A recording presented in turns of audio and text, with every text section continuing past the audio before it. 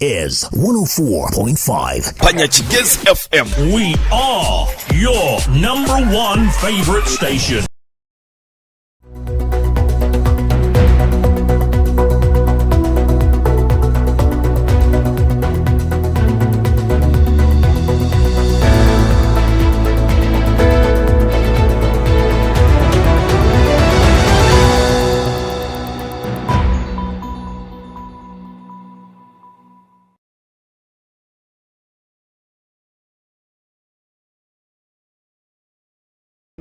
Iwe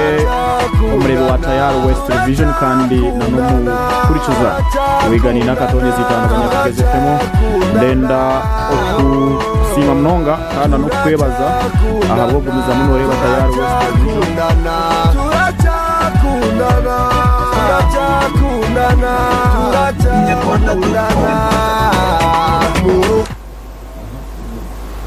ndenda okugumizamo okukwebaza na no kusima abwo kutureba Tayaro West Television kandi na no kuturikiza aharigani nakatonye zitano banyakigeze FM egishaha twatamuna program yitu okubiri program ntwantuganira menshonga zitari zimwe na zimwe enshonge zinakakwate nana ihanga ryitu ko kurutambura ihanga ryitu ko kuri mu rugenda enshonga zinakakwate nebyentunguka kanka kandi nana enshonga ezobwebembezi ebintu byona byo turuganira mu byo program ni program eyiturareta abantu batarashona omwe bine enteka zitarashona kugira ngo tuganire anshonga zitari zimwe na zimwe abo kubanko kundi kukiraga kugambira oracetegejeje kurunji ngu ihanga kutwakuba tutarigambira anshonga ziratwata then we have no count nabwo icyo kiryari twe nk'abanya Uganda okugamba anshongeze kutwataho kandi tukazigambaho tutine kwesherashereka tukazigambaho tugamba amazima turi kugira ngo ziyama mu Uganda nabwo icyo habaho politics simbe mu ihanga then twatutini ihanga habaho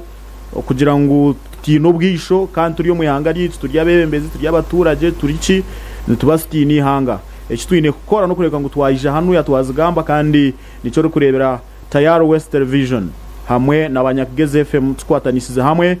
turi kugira ngo stage platform tureta abo bantu abako basa kwijja bakagira ekibagambira abanya-Uganda ubundi to kamanya kimwe bibiri bishatu bikahurikizwa kandi bikuratirwa then tushanga turi kutaha omwihanga ribonire ahabwa buri kimwe cyo nicwa cyahiza kuterezebwa nabwo eco umuryakasheshe nyino mugisha gw'amane kuba twine abagenyi bitu abo mukureba aha ninyija kubahaho akagisha beyanjire naheza kukwanjurira ekiteso kituri kuzaganiraho muri yakasheshe nyabarawe iwe omurebe wa Tayaro West Television kandi nana omuhurikiza wigani nakatonye zitano banyakigeze FM muri yakasheshe nitwija okubandi tureba hanshonga turebire abakuru bwa mu kitongore cy'ebyempiha nane kutebekanisiza ihanga ningashukuteka tekiri ihanga the Ministry of Finance Planning and Economic Development baragira ngo entebe kandisa eri kuza kubaho umwaka gwa byesento guri kuza kwija the 2026-27 financial year no kugira ngo ohibabire ne bashohoreze sente okusha umukutebekanise mikoro ebiro bikuru bitari bimwe na bimwe Women's Day, Heroes Day, Independence Day, takataka ibintu nkebyo government eshanjire eri kushohoreza sente nyamwinji konka nko muringo gumwe go kutema ahansho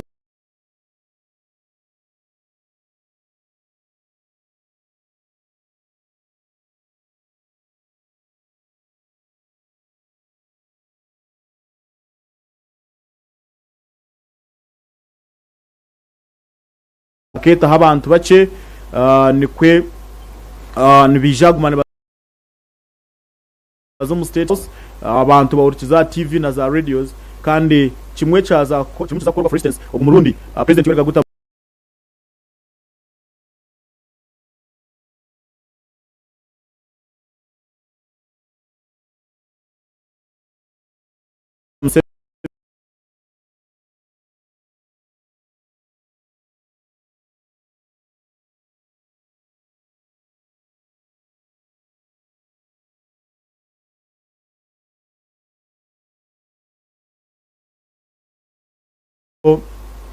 chikuru echi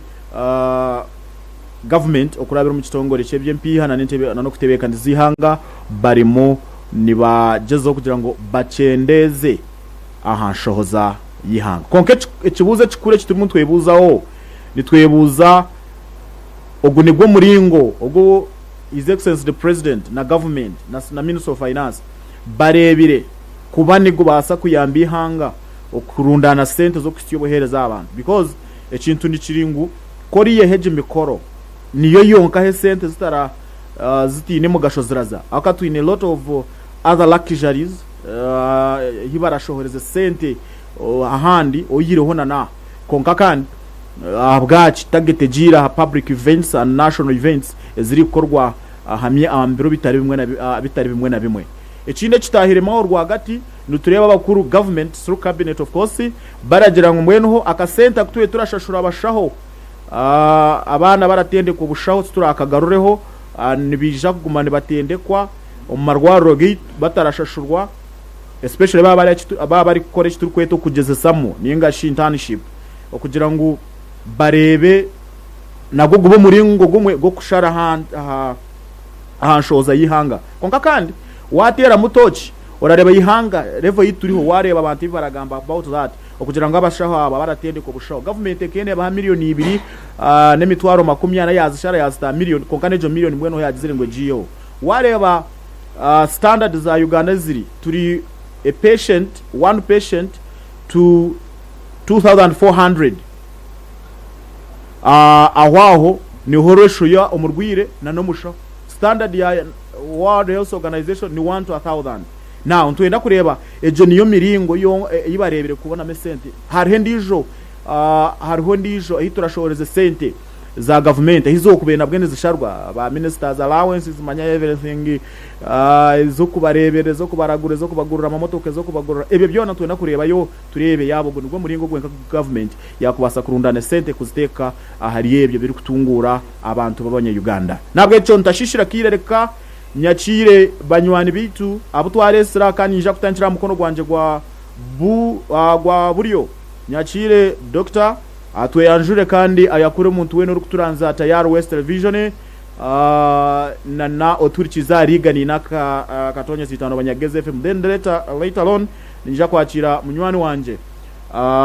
RDC Deputy RDC abwa district ya Kabare which is Michael Chakshari nawe atwe yanjure kandi twakure awone ho turaben standikira okushumura entanda yoru nako research program yodiyo ko turikize omisha ontuje kwakire ko kutera hesimu kaje ci wabuza bakura batuyinaha nigo kaje ci wagamba okurugira kire ngo karatwikirize nyaburawe yodiyo ko turikize nabwe cyo ntashishira kire kanya kire mutahi wanje Dr. Orire Kurunji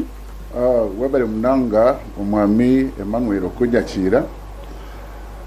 abari kutureba muri reje musibirege ndero nome nko kubabagambira kandi nashemererwa nanye kuyija mu studio rizoba kugira ibintu bice bindi kumanya ebinabagana nimwe kandi no kwega ebindahurire biri ku rugo muri bagenzi banje ne biri ku rugokwe kureba ngo twayombeka Uganda yitu abuko Uganda nitutambara tugendo mesho kariho kubanganisa konkariho buturi kucumbagira kandi mu kucumbagira nyonko mushaho nagaruko mu history no kugira ngo twakora za investigation ishanga aho buzibu buri hano na hari ngene binakwasire ninza kugamba bikembe bagambire twikirizana ninga tukakane be debate konko mu mazima tukabiri nitwirukanga speed mpango kukiri yitu kutamburira aho irizo webare mnonga Dr. wanje da deputy RDC atwakura twayanjurire then twinsta twitebekana sa komo rentanda yaka kashesh yebare mnonga mterekana sa program yiri izoba bueno kuko abo bakigambire nibanyita nako cyakashari kandi ubwa were umuntu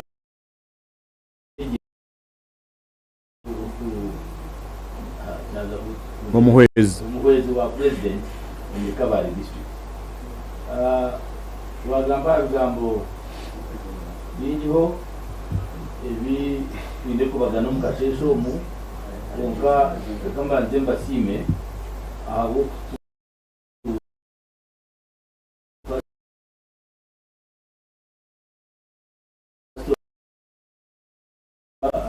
kigezi kandi na Tayari TV abo kuba hati ubu abantu bakiyotire bururu n'ibintu bingi ibyo kwenda ganira ngasheshaka ngo ku Dr. Numi yagamba ibikwate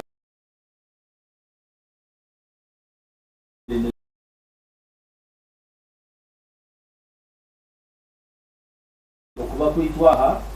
nyenda ngu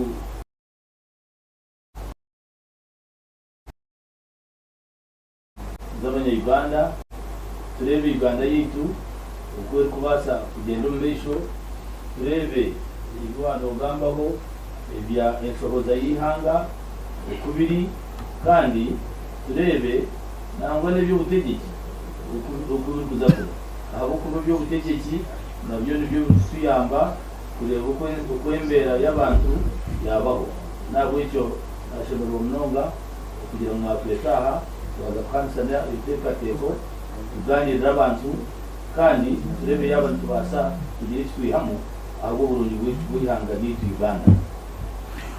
webare munonga nywani wanje kandi deputy Aladiso guno muhezi wo mujweke rwa president mu district ya Kabare kandi mwabahurirane babo nisutekateka kurara twaye gitwaho chairman wa district ya Kabare kinisa Dennis Nzairwe omishwaho aharije natushangishiza konka aharye John Shonga nko kuwahurira now when government yeri munetebe kanisa okugira ngo hatiya nibwe kirebere ngo eri muneshisha sente omiremeta ryemwe nemwe omikore turetaga okuta esente mu bintu byakwasa kutungura mu Uganda president nasiba narira kushanga abantu bari mu bworo president yijura ari kuhereza urubazo rwe akajya ngo umwe twisheshemi yahura ngo sete ziratoro kunoku umanyango uryo wo mu rukano wenda pikino wenda takataka no yenda kwatega ruvugoze kureba abantu kandi mu bayambe ku rwo mugoro nabwo eco government no shayarwe kureba ngo esente etwirinde zishishiro mikore taryemwe nemwe konka Mr Kantanchiro wawe Dr. Francis Runumi nyenda otutere mutoke now government yakirangize turumuni turaninga next financial year nitwija kuraninga budget eringa na 84.29 trillion shillings mwenu obutabarwa bw'empiha kinana nabona nene zagwamo ezo sete nko kuwazihurira niho barenda kutematema kugira ngo muri bakayongera za parish development model ezemyoga ezizindi programs z'abacara web ezeminyeto ebintu nko kumukuzuma ya programs za government nko ku government egenderire okuzejo nesa umukurwaniso bworo na munonga hamakaga abantu president akagira ngo bworo bwo mukano bwo cyamuri ryo mutwe ebinde byasigare by'enkuto that can be managed now we since doctor ntwenda turebe kuturiye hesente because niba projecting ngo esente kubare yehe mikoro public events nibija kurundana nibaza ku saving about 23 billion is that one enough hine office region is 23 billion to do rakijare aho nho wonka barebire ngo barabasa kuyamba ihanga na no kutunguka ningo kuronde sente zo kuyamba ihanga doctor wabale munonga umutebekanisa yowe ningira kugira ngo biyo okushashurira emikoro nkegeri kubaganeba ebyivuro ngo bakarokora yo billion 23 ni kirungi nibabaye yakaseta ko tikayononeka konka nikache kandi byo gukora nibingi tukiye sete zirakira nezo mbako akunika cyemunonga nakantu kacemunonga abo kuba oyange ukunde government nishishe sente nyingi omu miringo mingi kandi eki bayenda kugira ngo bakitahamani bakikora bakirwanisa noza kushanga sente zaba nyingi zakanya agamba butabarwa kinana nabona 84.29 trillion wazo mu budget no shanga nk'ikicweko cyezo zona nizo kushashura amabanja na interest yenye ngiye nari ubutabarwa kinana nabona noza kushanga kwinaka ubutabarwa bwo kukozesa is a development amuna rubi so izo sente zikugira ngo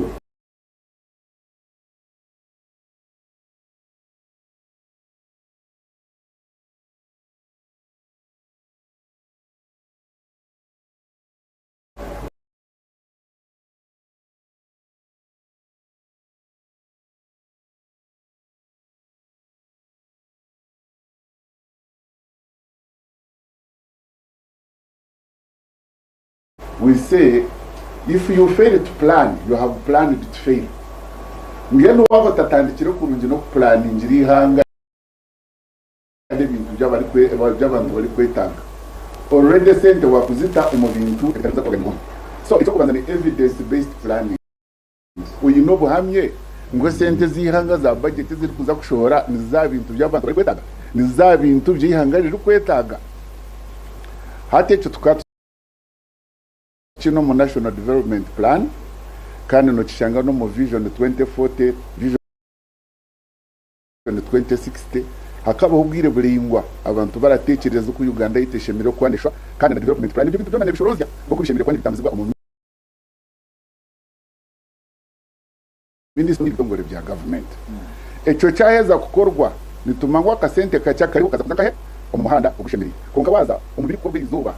ukazo mu department zone no shanga icyo ibyo bihandiko babitera rubaju bariyo ne ba planning sente kuzito mu activities ezori kubasa kushanga zitari kuja kuganyurwamo umuntu wenyuma konke byetago byo mu National Development Plan yenyuma waza kwetegereza no basa kushanga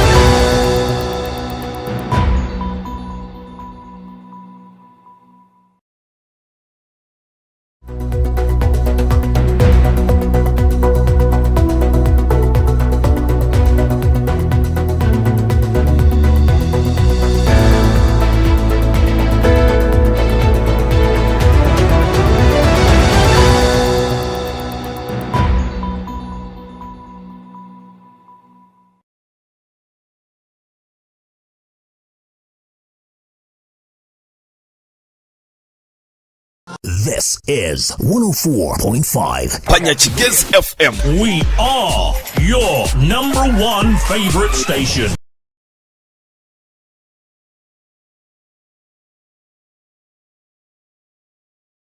This is 104.5 Panyachigez FM. We are your number one favorite station.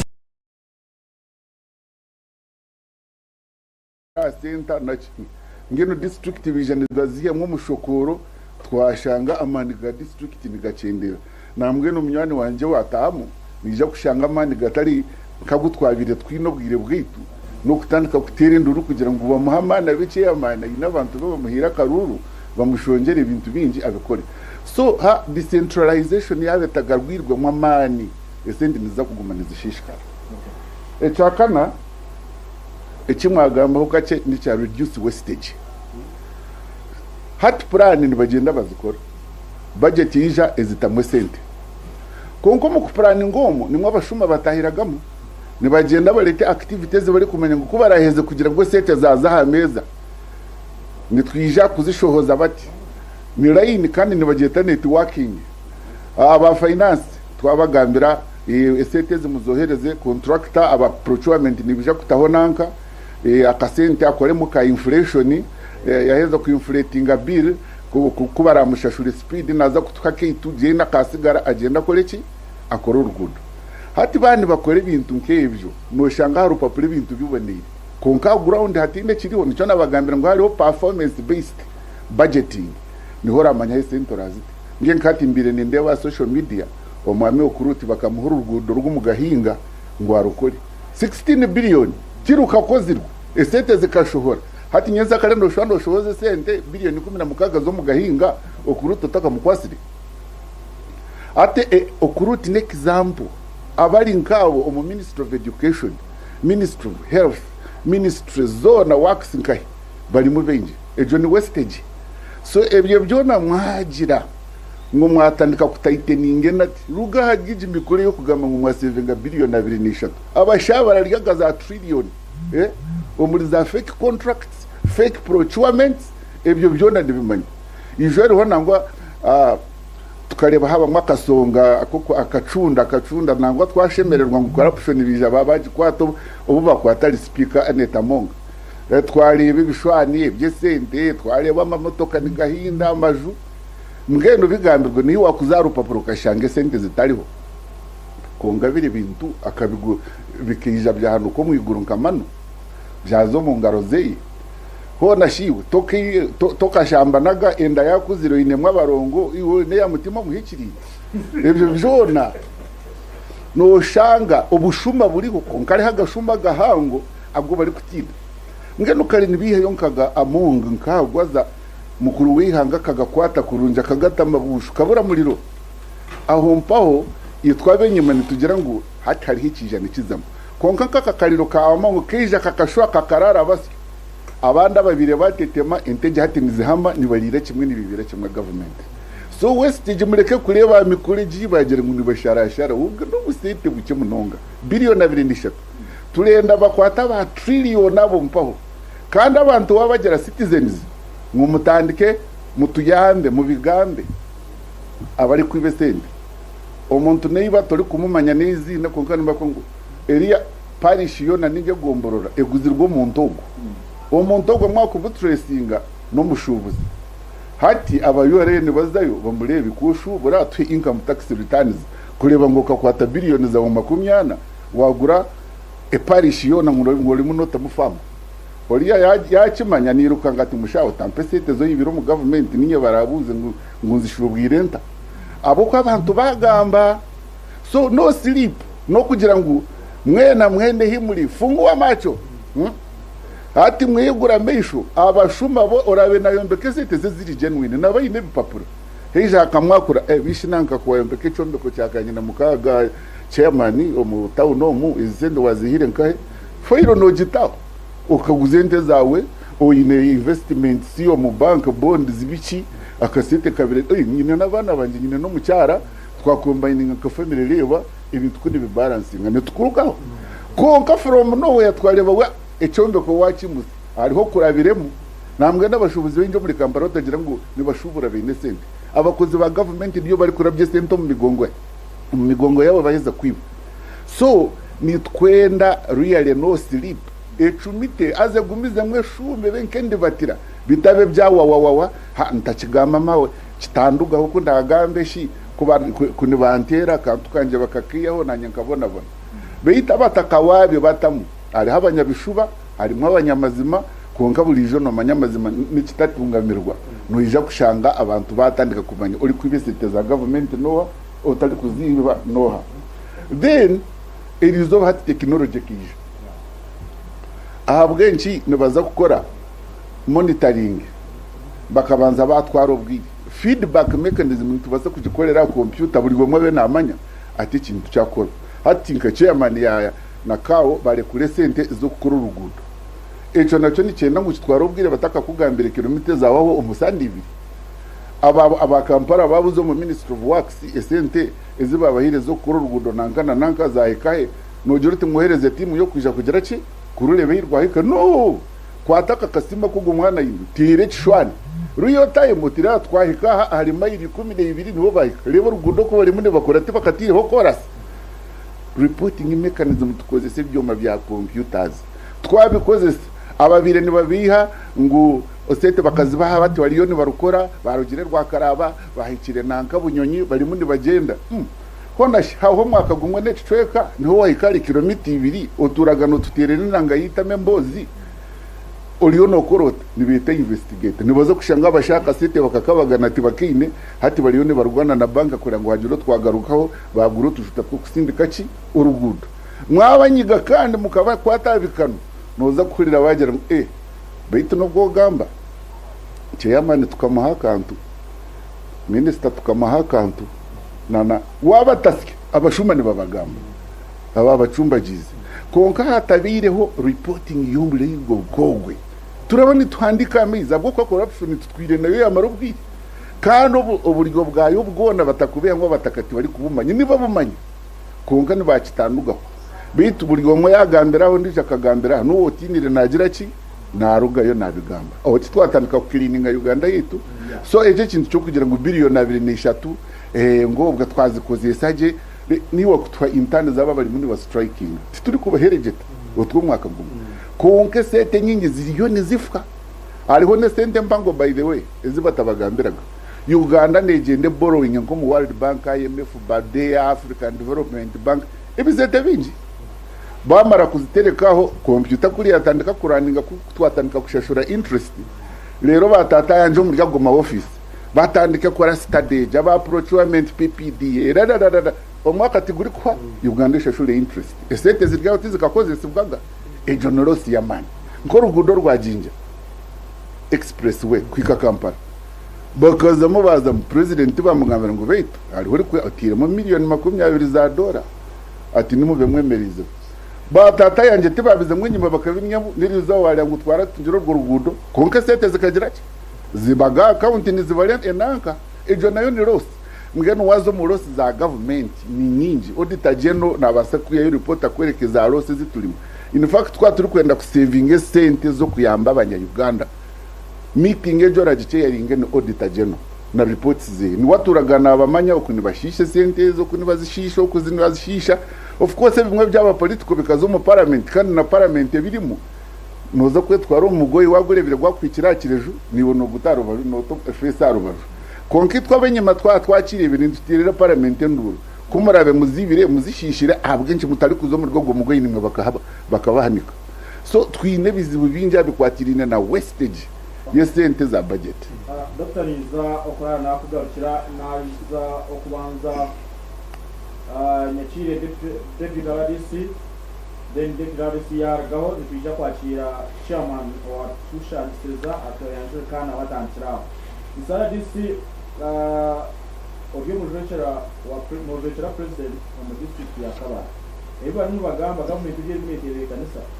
yo byangwesha no kushara ko erekera okushisha sete bigendere kugira ngo ogereza tukaba konka twenda kureba ubu muntu bakwata ho just public events ceremony yo bukwizuka abandi naki ubu ni buyamba kwa kubona sente ninga ahandi hantu sente konka batandikira hatari kandi we akapo bashudira ngo ogereza bora twabanyizira hano ya sente zazigendo kukanya bakwate kayina yabare mnogo mbwenu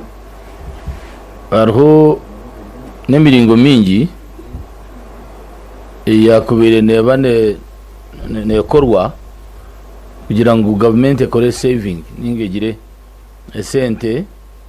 ziyabasa kushazyaho zigire emirimo nije izakora ukwemereza these public functions nk'emikoro ya za independence nebindi ninyenda kwikirizana na Dr. Numi ngo sente zo ninche I think total saving nebasa kubanka 23 billion the projection ezo ni sente nche mnongo waba noreba 23 million je ni nka budget ya I think municipality ya Kabare, it's almost about there, ninga slightly more. Konkano reba ngo ni sentenje. Kabare ni manisa Kabare municipality, Etara district. Now, nyewe ni ndeba ngo yes, kwataha wakwataha no basa kugira ikiwa shazia. Konka wasteful expenditure ningo kushanga sente nizifa umuringo gutetegerezibwe. Nike miringo mingi. Ningira ngo abatayisa bagenzi banje nibeja kwikiriza nanye ngo hariho ikibari kweta hybrid procurement, hybrid projects. Ezi ziri kuba projects procurement bagikorera Kampala. Rero bazituretera mu district. Kandi waza kwetegereza most of those projects nizo turi kushanga ziri ghost. Mbene zitakozerwe. Abandoned. So many projects no districts nyingi no shanga bakwatse ruguto barugira ngo n'urwa billion nka 5 bakabikorera Kampala byaza kwika hano beja bakoraho kake urgudo barwa abandoning barusigaho. Now hati urwa Bunyonyi Kabare Bunyonyi mugahinga uru Dr. Yanagamba urwe ne example bakarulonkinga I think 2023 billion 16.8 billion is an sente nyingi. Last week but one I think last week on Friday ababiri bariya barukora ibyomba bakabyekorera babura bagenda umubaje ubwo abatwire turukumanya ngo itu tukaza kwikaho twashanga bataro. Now ko kirengo abantu abo babiri bar under the leadership ya Kabare local government, they would be answerable to us. Konka project ekakorwa nkai Kampala, therefore itwe no buturukuzayo no shanga nibakugira ngo ubone baza Kampala niyo bari ku reporting and several other projects. Man hati is on 16.8 haza hariya tuwagira ngo turukwemereze mikoro net saving at 23 billion. So hati aging 16.8 billion. We have lost Bunyonyi tourism area to losing 50% of the revenues down there. Now abantu tubakizayo urugudo rufire noza ho kuza kurondo wo wakubasa kukwata nangu mtu mchoma abe answerable turukumbona wajireba. So nicho mbwenu decentralization nichenda ngo bagite mu mani. Dr. Numi yagira ngo ubwa 1998 when he was in office decentralization ikabina mani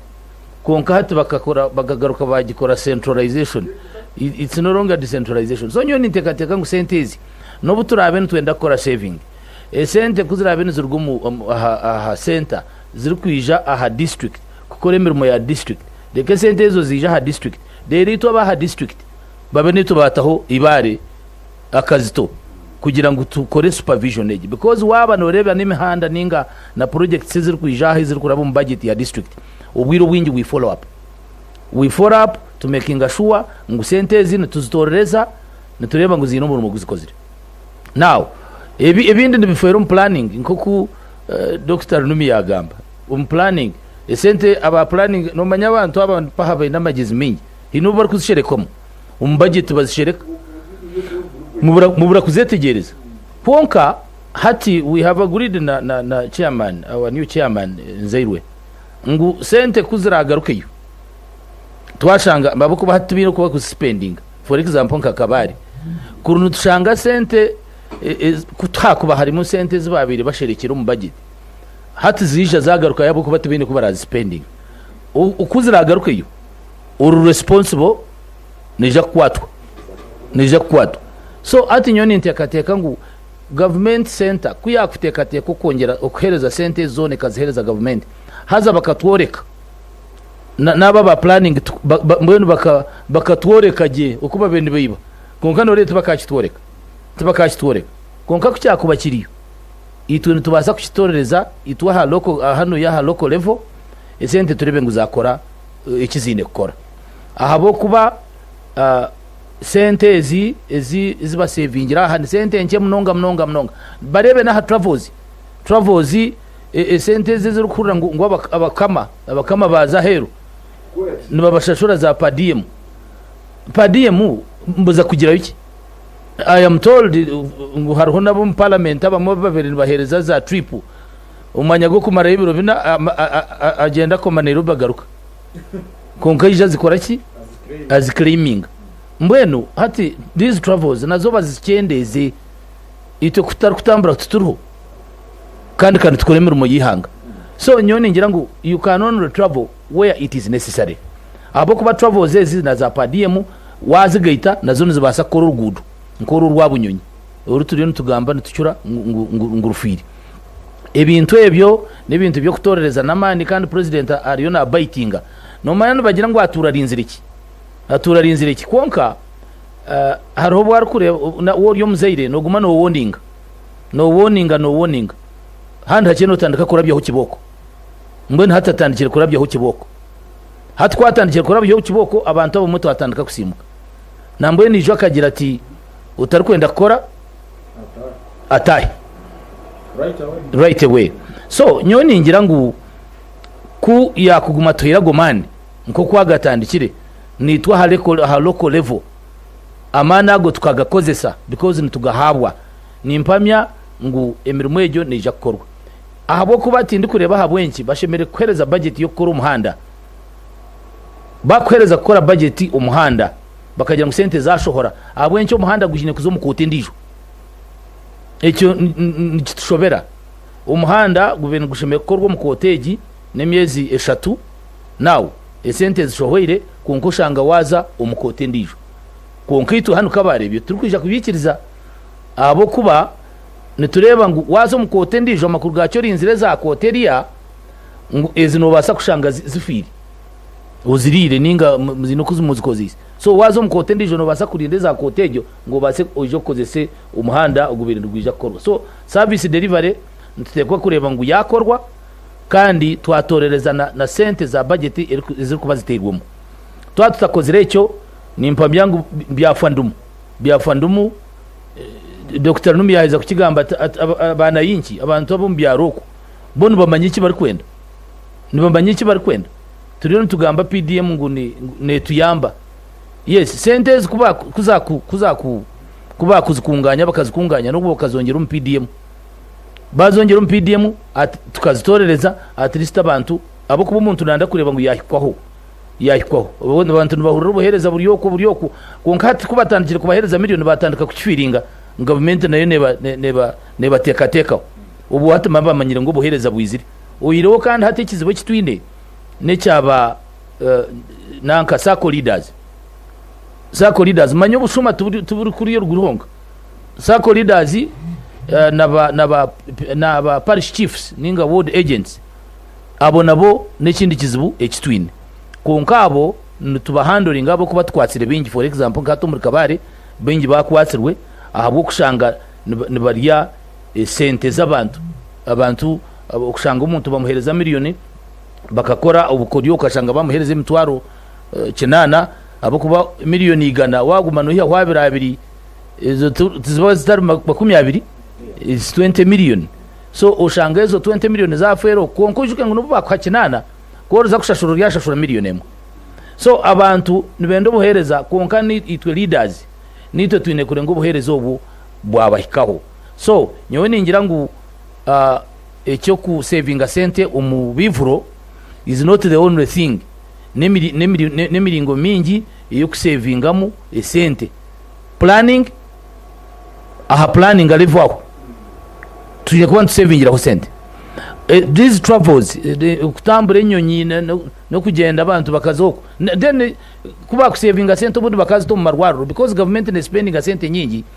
aha bakozi bayo abamwa abari ha levels ezo kuba referred kuzahero so mbene ngira kuza kusaba save dumundu nitwa marwaro ragaitu gakagira mani gacheza kugira mani abantu babura kuzahero za Germany za India na za America kuza kuraguza ubundi government ushanga sente ezo zazaha kandi zazo marwaro ragaitu rero nababashaho bari kugira ngo babashazireho umutwaro miliyoni emwe yabo ya intani ati nabo ushanga esente bazitunga so nemiringo mingi yo kusavingira mu sente kandi ni supportinga nyoni supportinga echo kugira ngo bagire cuts from different areas then nebindi byo kureba bakora workshops izi workshops manyana bakora workshop bashashura za padium workshop na twaza okwata mukinga nabusha tuzeho kace umutuma bw'abashubuzi then enshonga yawe jo noija kujimarira then kuturarwo mu butuma bw'abashubuzi tuza kwakira chairman nawe tumwakira mu studios nawe je cyagamba enshonga meanwhile iworiyo ko urikizigani nakatonye zitano banyageze FM na urukutureba Tayari West Television nitwija okwereza akagisha later on there in the middle of the show okugira ngo obase kugici wagamba nigashikutire sime kikuru ibibuzo byawo byine akire kukara twikirize twija kwakira kwate mukinga nabusha enzeho kace omutuma bw'abashubuzi. This is 104.5 Panyachigez FM. We are your number one favorite station.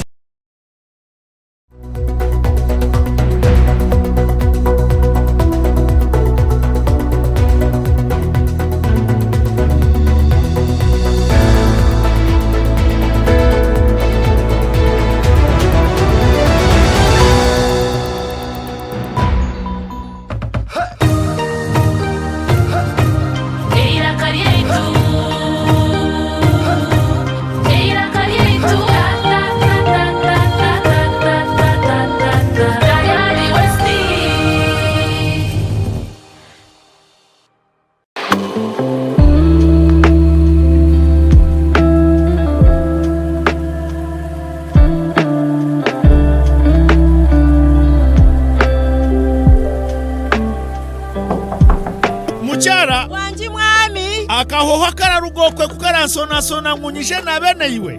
Hati turakozesa sabundi za Wandazi. It is okay, ndebire wanyirira n'abana batakeyagura. Kambanjurire esabundi za Wandazi zirime birungo byo muhendo okuhumuraje no kuhwero kumaraho burwire bwo mubiri okananuka okanyirira. Aba Wandazi beine Wandazi medicated soap nerwaniso bukoko aha mubiri beine Wandazi herbal soap ibyo kweyaguzo rugusyo wacha wewe beine Wandazi baby soap ejineri ndaje mibiri y'abana ejikwata mememe. Aba Wandazi beine Wandazi black soap okuchencho burofwa mu mibiri okasigarura bobera. Aba hoteli na guest houses mutwarira abajenyi banyu Wandazi guest soap eina kahoho karungi. Esabuni za Wandazi ziryo mu maduka gono mwihanga omu retail na wholesale zikakakasibwa na UNBS abo byo mutindo. Abariko no mbwinji tere simu noti 383 gura hati.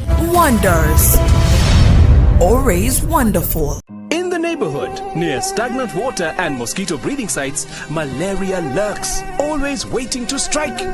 But fear not, for here comes Mr. Vaxa, the ultimate protector against malaria. For years, malaria has been one of the biggest threats to children under 5, making them weak and even putting their lives at risk. But now, the government is introducing a new solution, the malaria vaccine. The malaria vaccine is now in the routine immunization schedule. The malaria vaccine is administered in 4 doses. At 6 months, 7 months, 8 months, and 18 months. This vaccine will provide extra protection against severe malaria. And don't forget, routine immunization protects children from many deadly diseases. Every vaccine matters. Visit the nearest health facility for routine immunization services today. Mr. Vaxa, the malaria vaccine is free, safe, and ready to protect our children. Will you join the fight and complete all 4 doses? For more information, call the Ministry of Health on 0800 100 066. This message is brought to you by the Ministry of Health.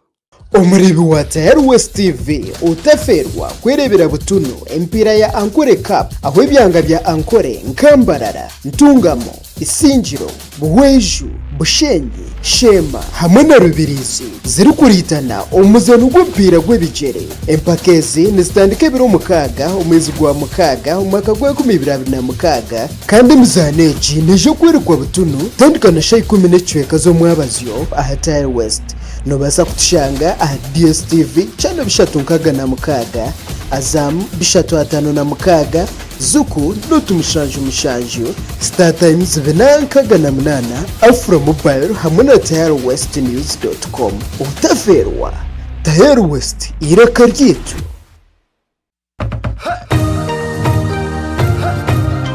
Iraka ryetu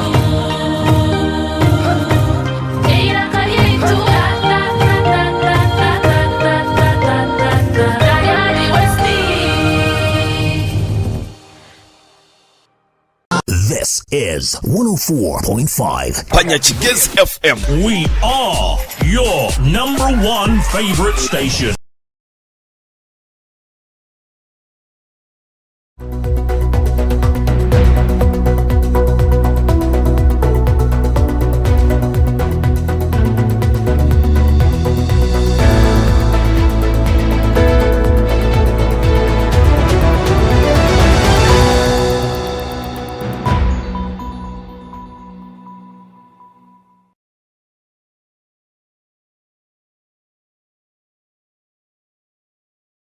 anje kandi kuri kayakwe omukahumura ashoboza kandi hati nibwe twagaruka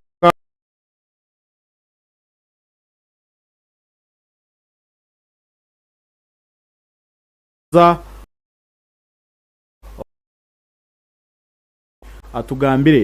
no bukire kiri mu government weteme district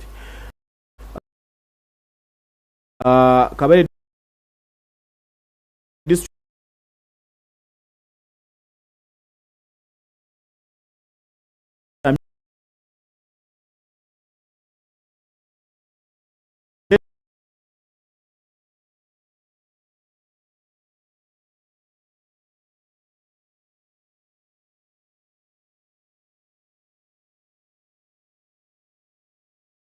tuyamba kuyamba government kurundana kugira ngo tubase okugenda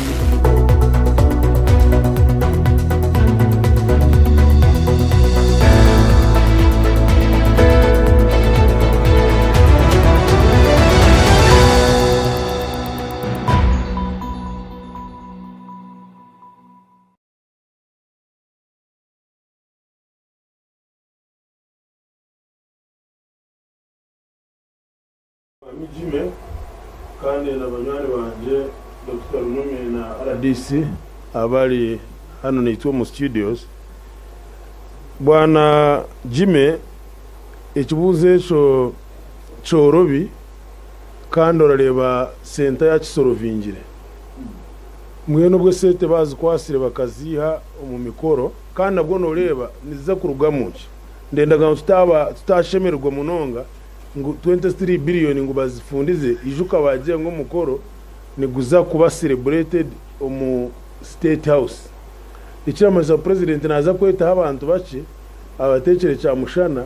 addressing yanga so tizona 23 billion araza kugereza asigaraho ezo kubasa college of function ya president kandi function ya president yabiri cya mushana yonka iyo mu State House nayo tajeta unakasete kache neze zo rugamba za district million bishotsi zikakora ranch yo wa president so nabwo echo ndagira ngo itwe nka district neito tiziraza kutina ne turaza saving tuzikoze semu abo kwakora beno ureba nikimanyisa mu president yaje tuzama radio twegesa abantu byo mukoro tikuja no kunama ngo twaja ni women zide rero twasiba tutami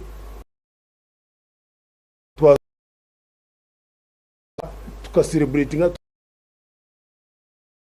tukaba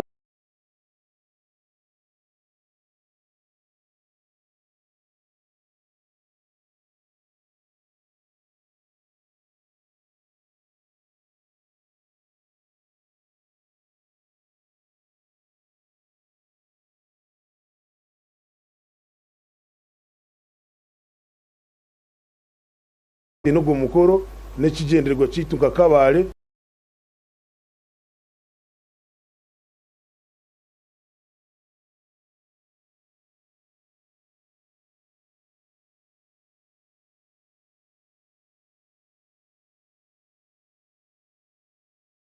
so ndatekateka ngo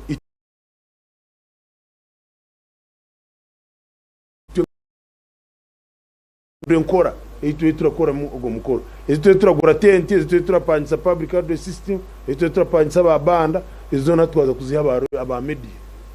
rero tugumizemo tugambe n'abantu tubashoborore titwo kunama ngo kiro cyaraba wakwati bihire kuri no baba baje ngo ibyo biro byona byarugireho tubyebwe we forget about them tujye mu ngano byarugireho tyacara women's day tyacyarisi de celebration ze zona twaze kongo buzigumireho umukalenda ya government kiramanyisa no kuhindura emiko nkecho Dr. Numi yagamba no kozesa technology hatiya okureba ngo twa celebrating ejo mikoro so chine chihango ekinateka teke ekizaraza kutukolera konka ninyenda kongera ahacha Dr. Numi na RDC nora baza kintu cya corruption no kwesete ziri kubura kugira ngo goti muringo kujya bari mu kugezeho kujya bari kucendeza corruption mu bantu okucendeza corruption no kureba emihanda yesete ziraferamo za government Dr. Numi ndenda kumusima yako ya mwenu yayiguraho yakugambira buri kimwe cyona uko sete za government uri kwenda kuzibukora standing itwe mwe turareba ngo budget yija namwe bakugishoma utarareba hare aratekata ngo ahango budget to bagishoma nabwo eco mu making sure ngo abantu sete zibatomba budget itibaziwe kongana ndakugambira ngo sete za government bakazibo kwa munana obatandika ku planninga budget eco bakacitandika ezakurabireho tucazikwasa izo zageze eco rabasa kwasa ati nesitwikiriza inganaho ngo twena tugire ubujunane zibo kaca kasigira mu budget tube bakaribi bako nani mwingambira abantu ngo hati kisanja no sleep no corruption nikimanyisa ngo buryo mwe wenda yimuke abo kwatwina abantu emiringo 3 bo kurwanisa corruption o kubanza no muntu wo mutaka government yenka niyo yo kurwanisa hon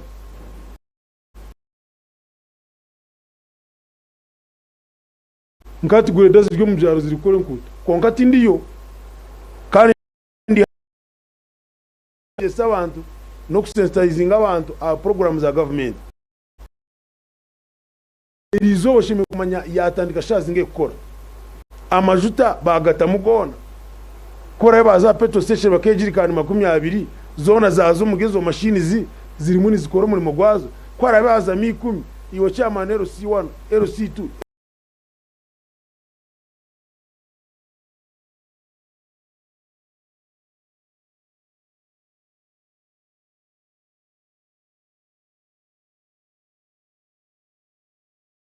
okatera office ya RDC okatera office ya chairman na kao no yanguha no watwangwiza umurimo gwitu gukora okumanya kiri muri chifa ground umuntu wa kabiri nabo ba civil servants aba bakozi ba government umukozi wa government we aramanya nguwe enkoreriho nema no kumanya ngo niwo mushuma ubwo mbwenu bakesetinga bayemanya baramangu nitwe bararwaniriza tugiye abashuma bote bakama nabo bashime kurwaniriza buki obushuma instead bobo nga baratekateka babali bo batererwa ari kuni bo bashuma so kandi nabo bashime kwatanisa nabandi bantu bona omukura ngo barwanisa corruption tiyagira ki tiyabo so aba bakozi abatorinwa government okora emirimo eyibaheribwe abo kugu bwabo nabona abantu bamwe abashime kutuyamba kurwanisa corruption abakashatu ni political leaders amwe na appointed leaders abo nito tushime kumanya ngo corruption twaje babaleta billion district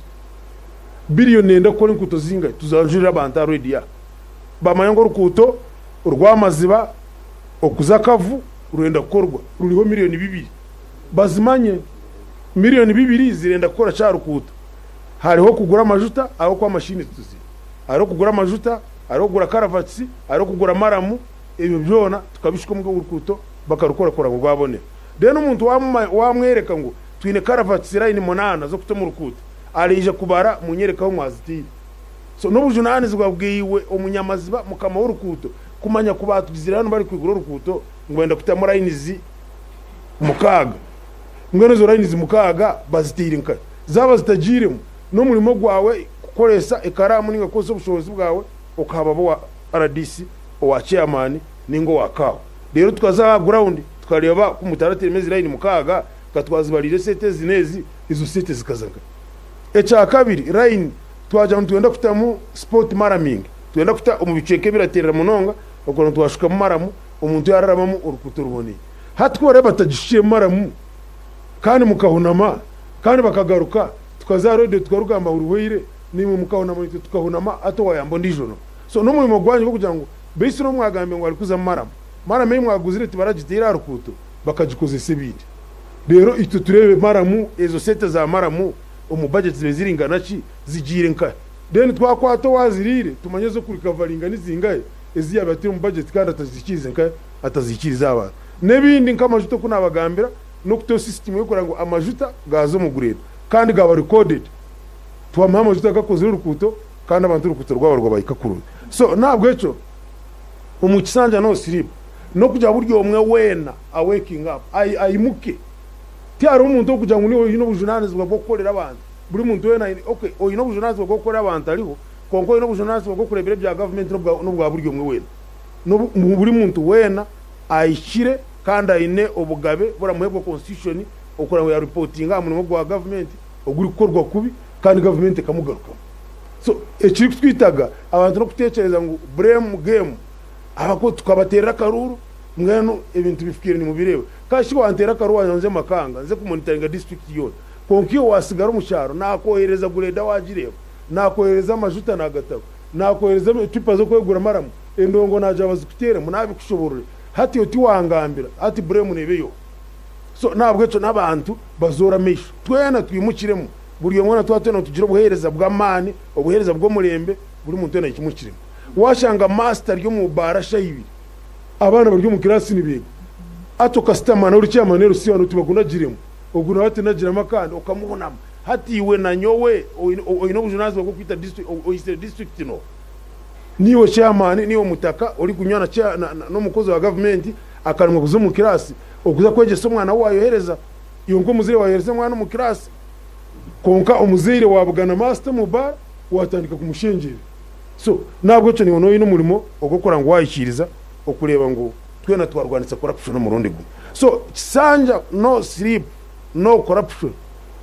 tikiraza kube cha president Museveni wonka ejo ninka theme tujaga ni theme ya mareberezi no shanga umwaka gwawa buri bureberezi either rushoroza geze nanka rugarama ni batahe bigendererwa eco kugendera mu mwaka eki bari kwa abe abakurasi ba Kristo ogumwaka nituza kugenda nekigambe kige mu Bible ekineki mwene buri muntu wena abari cyo yakwata nico twenda kugenda nacho so njani kimanyisa ngo abebembezi beitu abari kwebembera umwoyo batwereka umuhanda go kugenda mwana ati president agize age myaka 5 mutabyama mutiterisho mu Rwanda saba abari benguzi rero uhereza bwita ubujeki basi kutwika kuruje so niyo nteka nyowe enda tekeza ngo nico shume kugenderaho kandi nego muhanda ugu president ari kutugambe kandi ko kuba bagambira nkito district turaza ko yakorengana umu office ziretaga ku RDC muri mugwegwa mani no go kurebuza ebi kawarakora nyowe muri mo kwanje gwamana no go kurebuza bintiro mu nkora ebi ndabizemu umu executive na council yanje ukora ngo kawe yabikorera abantu konka yabana abikora kandi obwa RDC we ajaja ati ebine byanyu imwe mukatisa ngombe ko rukuta ico mwakimara government yabahire sete mwazi akawo ngo rukore kawo bakwesete ngeno hatiya kawo nyere ko rukuta ruzeki orukozirwa hati nitona kibumwe byaenda kutushobera wakawo nitweta RDC ngo RDC jatambule tukwereke biri muri byace nibikorwa mu office so nabwo ejo turatenda ngo RDC's office aratekwa kunyweza harugemo kurara okunyama bazemo kurwana isenguzi abataka beitu bakirinju barunumi baratekwa kutuhabura tibaraza kunama ukabifike tugizeki turimo ndije kushemerwa munonga nararunumi yavuge motoka akaparkinga office akajati muwe mureke kutahamo nyine ikinenda message eyindenda ku deliveringa wa chairman ekwatire no buhereza bwenji bw'abantu tukahurikiza aba elders ati ngarunumi n'umuntu w'amana mu district tom uyarake niwo chairman usigire muno we nankana ogwa nanka woyire muno baguma yes we na baguma we have two elders abatanice district nko kuyabwambira so nabwo cyo turabetaga munonga okwija kureba ngo haje kibataho itafare umusinjo go bakoze kureba ngo gwagenda je gwayembe kwaje kandi tate kubahurikiza kugira ngo district iteje no misha last year omwami runumi yatugambira cha decentralization na RDC ya Kigamba nangwara runumi nyenda tawo bwa chairman nibwo wabenoruga umubwa okukuruje mugana nitu tukachino decentralization era korakoramo yine mutwani ahubwo uraburi chairman urarebo yine byo gukora oyine bwa budget buri kandi ibintu mwe ko hano reba nke setati etwabenti tungo mugombora bareta nguni LGDP Local Development Fund exactly hati bagese ni yeye yukuraga bwa NRDC nguni DDG nyo ryagombora kamgahuzi kandi ntunga miliyoni 100 konkati district ya Kabale yone ina magombora gone netunga miliyoni 2 zazidi hati barena ngutukora mulimo ngo kuba bakozaga ryari ngo bakoraga kare so oraranguriya ari bizibu by'amana kuri umuntu naza Kampala okakora budget okatebenkana okohereza miliyoni 2 ngo district etungu ngo nezo kugitungura ngo district etungurwe miliyoni 2 konki mu office yawe o ine message za travel in land amwe na hero o ine billion zishat omuntu omwe o ino nka obole wa pale obole nanga ine travel yeye ne kira budget ya rubanda na Kabale na Rushigazi kwatanisi ezo kutungura abantu bitu akabale obole wazine eshayo na aratika teche unaenda kuza America naje ngwabo kwangu no kugamba ngo muri mugwe no kugamba azaragamba na bwari parliament kishe nagambire cyongoro cya parliament konkaina budget ebyo kumukorera wonke byo kumubisaho nibikire mitwaro nshanju y'abantu bagureta Kabale so murareba nguri yari harimo ikintu kiretaga gukorwaho actually president bamugambira ubwire buri ninjangu honorable Runumi ishe kaberi ngo district y'inabakozi baba kugumunonga bo kwandoringa sete nyingi bari kuza kutwara decentralization kutwara sete kuzigaramuze nore abakari bajanka engineer ngote kwa mwine registered engineer district mwine registered supervisor of works ari engineer registered abubona district wazo tutubi twino nanga engineer hato rotete ka engineer ori registered no tunga batana district ori kuba billion mwe koze senkuto ati bije korashe so nabwo ejo ndateka ngo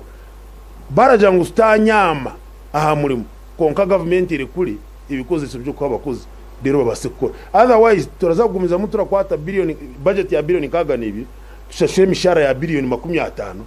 usigaze emibazi yo mu marwariro ya billion nkemwe izasigara nesete zitine nawuzira bari gucukura ino kuri babasa so nabwo ejo ndateka ngo twino muri mu muhango bwo gukora nkaroko government konka center echine bremu ya mani eyo kwasa kwata decentralization mu bigambe kajita mu district konketa funding so niyo challenge yitwina mnonga chairman ahabwo ku henda umurye John Shongana n'ikishemere ko bandi cikorwa tuba baturya bo kugira ngo entunguke yi president yorga guta Museveni na government yone entire eri kwera ngo ezo mbantu na mnonga ngo kubarebire ahafite masente kurgo mikoro kurgo mbinte bene biburabura mu sente bitire mu gasho president yorga guta Museveni arukohereza urubazorwe ijo akagira ngo kimwe mu bintu byari kureba bitashimye kwandi bizame sente ngo kandi bikazibira ubuhereza kugenda misho ngo uryo wo muruka nusibanurira ngo hataro pichi ataro majista tarara wensi ngo toraze ku supervising programs za government mu muruka gwawe ngo nono ngo kwate gari oze kurebe ibintu bya government kitari yecere kuri umurimo w'abandi bagukore nyenda nyakire Dr. Runumi atugambire president yagambira uwo muruka ngo kwate gari uvuge president na aine convoy yatandika yaraba hanuya ntabasa kwa hakire katubukira kuza kugira ngo hingure izitakahwire izo motoka abo bantu izo motoka zirimo amashita zirimo abakuzivugana bene mishara zirimo bora bari allowances buriwe ibintu byinji oyire hwaho ahanda he sente ziri wareba convoy for instance ya bantu bakuru na wareba for instance wareba ka General Muhoza kine rugabo na wayine ikware the same convoy na mama Janet na wayine kejo speaker ayine kejo chief justice ayine kejo deputy chief justice ayine kejo principal judge abantu bamani bine kejo na ba minister uyu minister ine motoka zirujura abasurukare bona bari yisibwa barye now twenda kumanya Runumi when president suggests ngo uwo muruka iwokora kwa tsaka garage ndo supervising emirimo kuka kandi minister iwavuge motoka 3 zishuka abasurukare barise banyuso barasi hona ogo muringo ako kasenta kuturiha ari ba chief nikija kumara okwisiyo bohereza abantu kandi cha kirye cyo gukorwa wareba harigezo ndijo miringo yibarashoreza hona tushemiye ko nawe turihaye sente ezo kwegitira hamwe zikageze cyakora yo president ari kuzakugambira ibyo ngamu bikizo mu state of the nation address kikarugirira aho yarabire wowe nko muntu ari kuruga kwega Marara high school akaza uwabo kwiyabire navuge gari byanyuma nabaha shiringi abiri ne bazirya mwenki black nagura akasigara nebindi nk'ibyo ari kutambura nazo mu cyaro ari kwereka ikigambo patriotism mube patriotic asete zaba zitariho utagira ngo umuto kubasa kuza gukora we nk'uko yabira kiri muto ayinejo vision aryo mwana muto kayatambwira akazo wabo kuyona n'abagurutsi bakije bakamuhurira akayika kugira ki kubahindura ngo batandike ku rugo mu nomadism ningo kuzenga nende bakazanki aha kutandika kusiba sengenje bakatunga kandi nebizo bakatwa na testimony z'abantu abatungire sente umukurugiro mu kutunga bari kukozesa methodism aho niho yihirira ari kugira ati niho nyine no kutanaka nawe ngo umuntu tina allowance mutiyaza gukora abantu nabawe tugendoka bakorera robanza warinda bakwaza gukora turi kugira abantu abo wahindura kugira ngo nagira ngo abemeruka mwena imwe muzagari nyonzo mu convoy noba wamukwata kubi akaba yanagamba ati please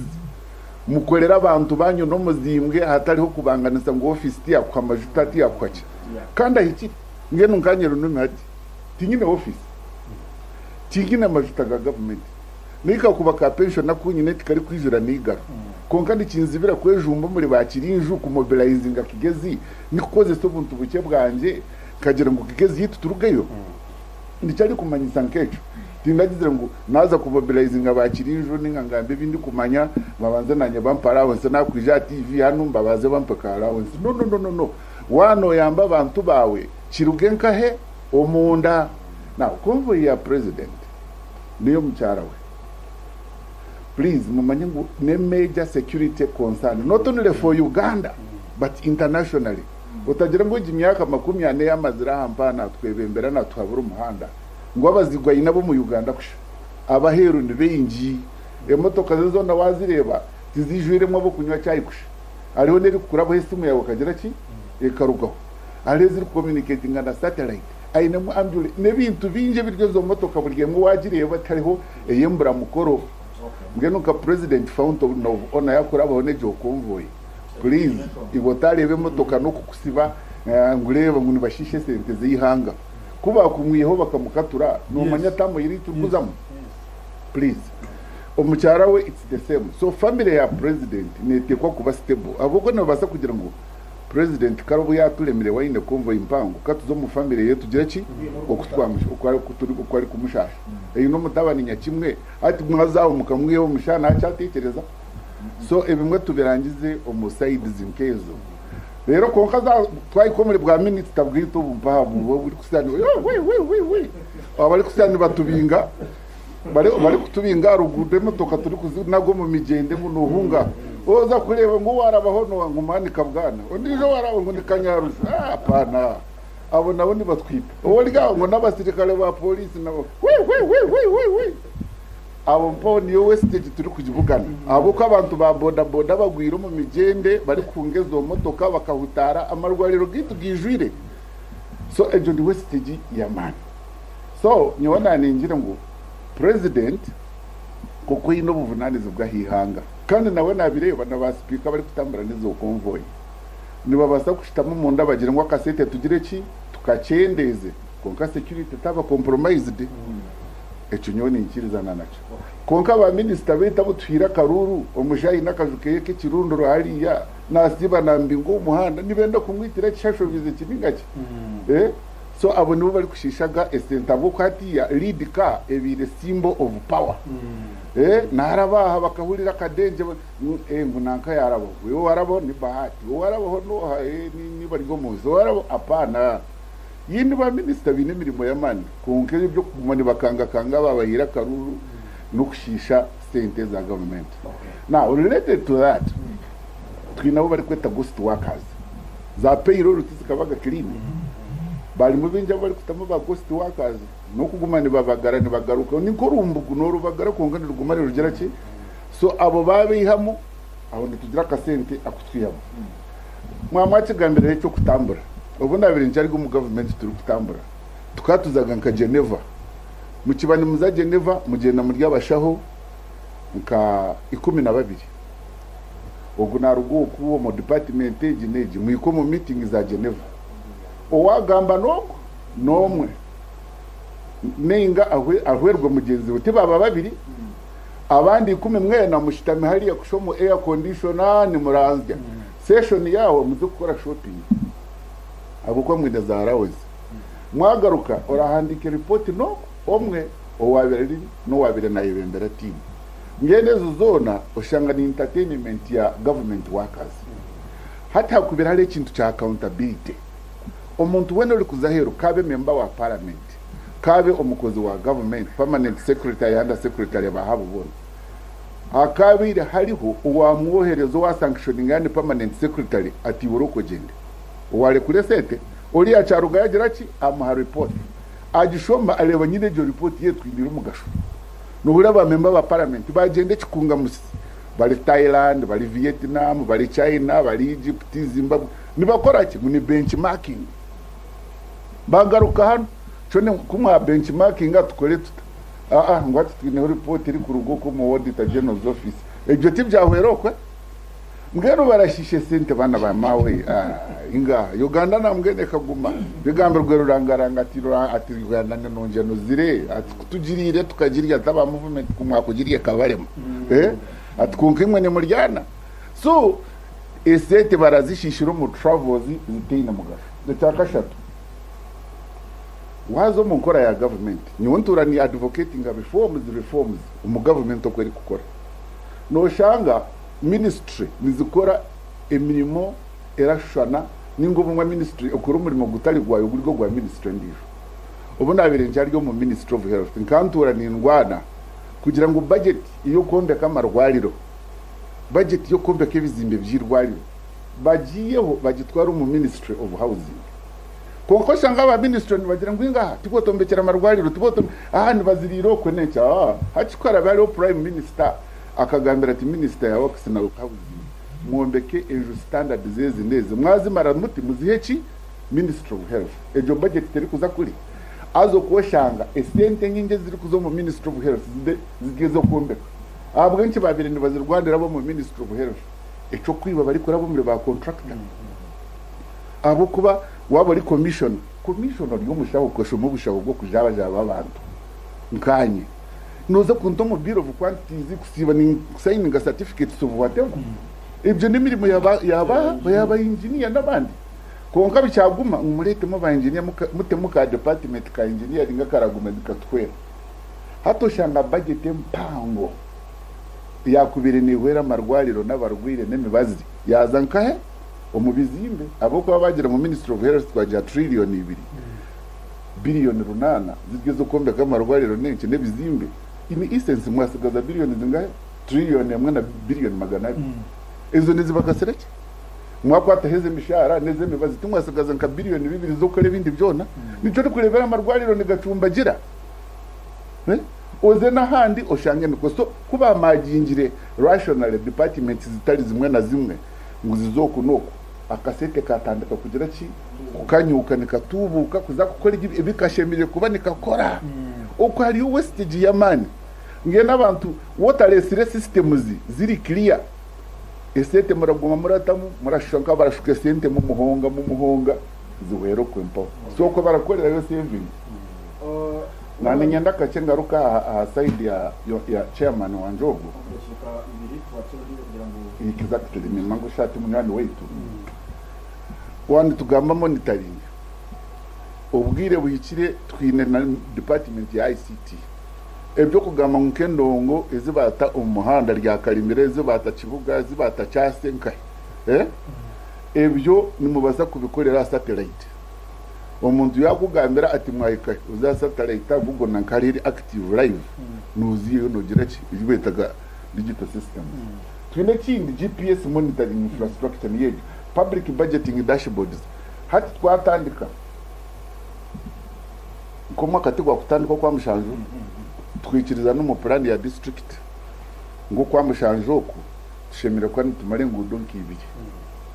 kwiko kwa mwenda tiyo first quarter hati mwakulimwa kuzikora abo kuba release tekagizire ki tekijire ati joko tabwe nchinefuka kandi abantu bona baratunga mishara akasirira mu kohereza mu finance abo kwa nabo binakakoryo ko kuguma ni bohereze sente baratandika na second quarter bazirete bazicerereze ubwire bwahika mushange zija kungobwire bwo kuzikozesa butakizire ki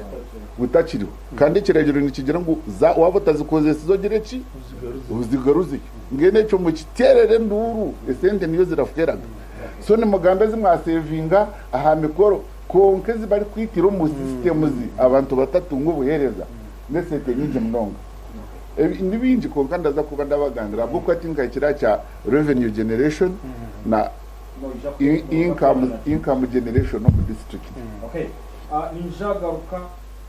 Ninjagaruka wa deputy RDC atugambire now obu government yatireho entebekanze kugira ngo irundano busente ku rwoko no ntwenda kumanya yemwe harure ngo rwanyu ka RDC abara rebuza program za government no kuziratambura Dr. Runumi na chairman Nziru actioniwe wacigamba enjiro ubukoryo burumwa mu system ya sente ziraburira kuziba kuzitozo kucanga now capacity ya office ya RDC because mwayikirizana hanuya ngo echamani obo busente billion abinisha tuzo kuteka tenguza ku rugo umukorekeraho kutahemekoro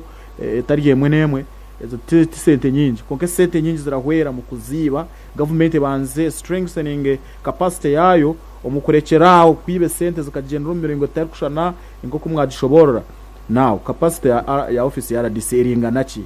okugira ngo now obushuma kuzwo ku president yaherize kurangira ngo this is going to be ekisanja no sleep ekisanja no corruption capacity yanyu kozi mwamwine mwamuture murakora corruption eguriza yanjire kurugo president yayimuka yati sheshe menyine sente nizigaruka kubura nimba mara capacity yanyiringana ki tugire ngo sente obu government yatanga kureba cyo kuyehe mikoro are we sacrificing our national identity yemikoro eri serious eri munko kwijuka abaferire ihanga kugira ngo to sacrificing in favor of development echo chonka kiramara ninga hina sente ziri capacity yanyiringana ki in office RDC to manage this and to achieve what the government wants and what the president intends to achieve. Cha capacity ya office ya RDC yo muyanga ryona umukomunitaringa ninga kureba ku batorereza ibyo bintu byona hariho kinaba nyenda ngo commenting ho kache twine ibintu ibyo rushanga government neta musende uza kurohora ngo hati hariho kuombe ko rugudo I mean urutindo for example ngo urutindo rwa for example Kigata rucrossinga side na side hato shanga urutindo rwo barutaho billion nkaitana nyenda kubanza kuhereza example if you can Google I think it was captured some time back I think nka 2024 harurutindo kakumiro rukachweka amezi gakarutwara hati aba ministry ya works bakaba budgetingire if I can recall well no should zikazi nka billion kina kurukora Prime Minister Robin Anabanja yagira sente zikani nyingi yamuberezinga ya leta abachina banywani be bamuhereza amagezi yamuberezinga community abo kuba rutindo benefitinga community aho amabare ya leta konka wakagura cementi n'imite himbwa ibakoresa ko mu China karo namworeka urutindo rwo bakarukoresa miliyoni 200 urwabendwetaga billion ina nahabwekyo nyewe nindeba ngo ne center hiziri kugwa no mu projects ziri kushazityo no shanga baza kombeka ishomero baratahunka billion 2 but in actual sense twena natuwombeka hino bwo kureba ikintu gira twonka ha really ahabwenki at UPDF in a construction unit ekintu cyo kushanga other ministries ninga government etari mu UPDF bakwenda kucyombekisa billion 2 UPDF neza kucyombeka by half zingi maya mwachetegereze so nyoni ngira ngo strengtheninga communities abo batishubo mutama gwa burungi bwanse kukaze abo kuba rutindo ndubandu wenda kuyamba abantu mbuye no mwanya gukwata billion 4 tukazikozesa urutindo rumwe abantu kuba kugiramo umutima guriya ubwo kubasa kushango guya leta iki ninga abantu nabo bagira kacyaka bataho de n'abatekiniko bakija bakadvisinga tutuka savinga sente kandi icyo nimanyango nikikorwa konkano shoti mbwenu tukazombiye sente abantu hino kufayo no yombe kota health center health facility maternity ward ukajombe kisa million rukaga ona nyewe ibishenge ona tuenda katuombekera amajuka no yombekenju ya million 200 ukarebera yenju hamire yamani konka habwenki biriya ntubyombekisa million rukaga so ningira ngo twine kora hashemera kubana haba whole review ye spending ya sente umbintu biri tukora nko engineering construction zebintu ebi aho sente nho ziri kugwa nyingi if we want to save ebi biku saving emikoro ebi billion 2 exactly so I think if there can be a review no mungudo ohura ngo rugudo billion 1 n'ekicweka contractor na shaba billion 1 n'ekicweka achizimu hamara abura a case in point ndiba bunyonyi ngigeri yaha billion 16 urugudo rwa simyaka 3 since 2023 nekitashaye cyabiri kiriyo korwaho aha lake bunyonyi up to now kandi sente zikaba released so nyoni ngira ngo there is a need to review some of these issues if we want to make a saving koko president yakitandikira higo nimpamya ngo ashemere kuranzyo muri yeki ahe sente ziri kugwa agira alternative y'abantu bari kubasa kuhaburaho nkoko prime minister because president akamusima no kumusima because that money is be saved. It was a lot of money so capacity yetu ya office yetu yo capacity tujine ahabo kuba noreba kuba ari kubana baza ku nicyo turi kugira ngo orugudo rwabanduza kutandika office ine kuzaho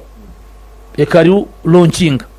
konko bwe launching nshemere kuba ndeba bio choose manya hata neto tubirika ba engineer abo kuba nimbiye tegereza ratios zo bari kubana bakora ati nabikengire yuzigoro kumara mu akire ubikenga so no bano manyoti bio choose nezi no mare nakuba ariko bana baza gukora umuhanda nabakohereza duration bakugira ngo rugudo runtu tuza kurukora imyezi mukaga exactly imyezi mukaga so now if the project duration is 6 months kutwa launching twagaruka yo for monitoring now kutwa monitoring kutwa ikayo twashanga where is the problem carvats kuba bene bashimekora 900 mm nizo bakoze ise azecyo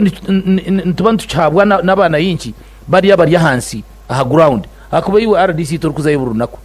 ko kuza yino buyine kumanya carvats ziriyo nangwa nabasa no kubiha agira tukozise 900 mm ushanga rwagati atireyo 600 mm kuna hamuheru ni yatire 900 mm abantu abo mu cyaro babe vigilant umugumana batwereza real time information twine bagiso abari aha ground nabo bashimira kubana bana batwereza information but I want to assure you ngo kuturi kubana tukora manya hatu kundu kubana inkora antyo na chairman nabo nabana following nore waturi amuzi nkishatu bageta turinite amahega ashatu so chairman kwa kubata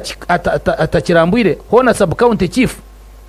on behalf of the cow na washimira kuza yo kureba what is happening so we have the capacity to monitor these projects from the start to the end kandi hari kuba hariho issues ningira ngo wabarebera abandi turi kubakwata nitubakwata kandi tubateka na television and I am very sure twakora tutyo nitubasa kugira saving kandi tubase kuyamba abantu baitu na government yitu service delivery. Okay, webaronga Mr. RDC nakuzo chairman minu harumda chika nkitano mushanju okugira ngo twaheza tutungeho imwe abahurikize iwe hurikize igani nakatongeza itano abanyakigeze FM kandi nanora reba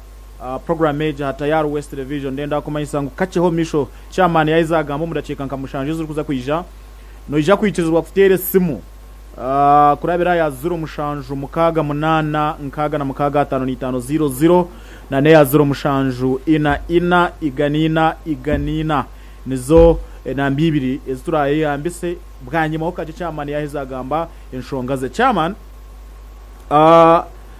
enshonga ndi kwenda tugambire twarebire government now through the Ministry of Health eri kugira ngo nanogundi muringo kuba kwenda kutunjira mesete ogundi muringo kuba kwenda okutunjira mo rusete no kwiha miliyoni emwe ebire erahibwa abana abaratendekwa obushaho bajibiheho uramanya babibara bashashura kasete kakasimo ka miliyoni emwe zikaziri 2 n'emitwaro nka 80 miliyoni 2 n'ecwekao bazishara up to miliyoni emwe konkati mweno bazire ngo bazihiro kimwe ngo oko kutendekwa kwabo is part of the training emyaka 5 bashimikwa bamara for instance umwana yana shoma medicine and surgery. But again kutugire kukora background check twashanga mu Diego Marwaro about 60% of the workload irakorwa abana bari intern abantu abu ama universities bakwa basindikira umudezo umuryago Marwaro. Now wa muyahejo tendekwa kandi part of training konga kandi ogo mwana wo mushaho uwashanga umwirwara yinenjara tayineho kurara rent bamuriyo maraka tayine pichi boda omuntu aramwese gata n'amagaraga uko amagara n'ikintu cy'amane umwana umuntu ayinenjara ine bizibu takataka oramwese gota n'amagara twahereze kukimanga government teyine capacity yo recruiting doctors ngo kuba leta gisa nanagambire ngo itu hano mu Uganda ratio umushaho omwe doctor a full-fledged doctor araragurira abarwire 12,000 emitware 2,000 that is the ratio 1 to 24,000 and then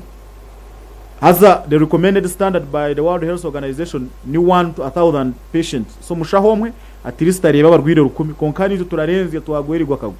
abashaho wabo government yeri kugira ngo tubeneho twiyezo sete ebyamagara n'abantu bakuterera karuru you buy that ichora ciciriza ngo